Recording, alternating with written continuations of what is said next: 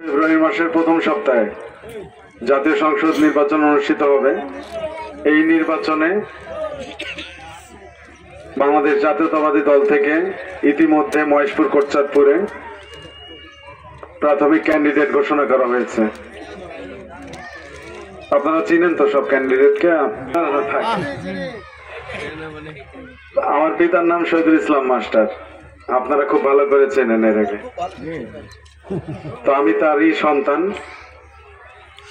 আমার পিতা যেভাবে আপনাদের বিপদে আপদে পাশে থেকেছে, এলাকার উন্নয়ন করেছেন, বিশেষ করে জানেন রাস্তাঘাট, বিদ্যুৎ, স্কুল, কলেজ, মসজিদ, মাদ্রাসা, মন্দির, তাই না?